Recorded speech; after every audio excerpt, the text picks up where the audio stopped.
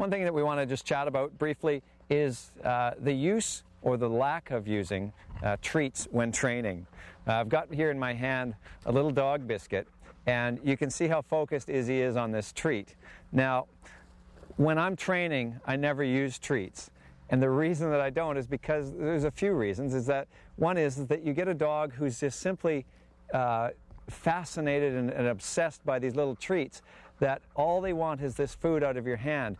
And yes, they will perform for them, but if you examine dogs in a pack without human intervention, dogs do not use treats or bribery to gain authority or respect from other dogs.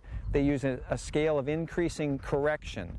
And so one dog will arise as the pack leader based on the discipline that he has given to each and every dog according to their individual personalities.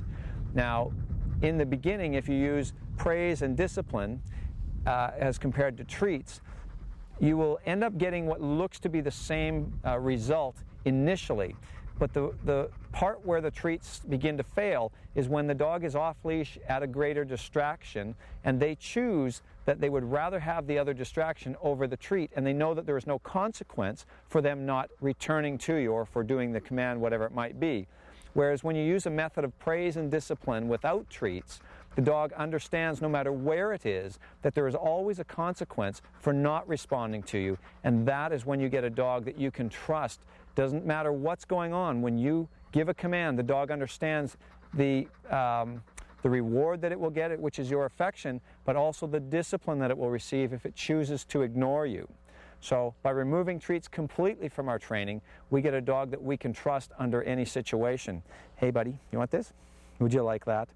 That's Izzy's first treat.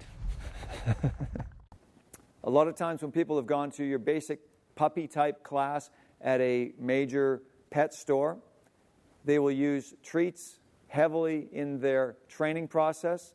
And I've heard of situations where the socializing aspect with the puppy towards strangers is that they will take each other's pups and pass them around the circle to the new person that they're meeting, and each person will give that puppy a treat.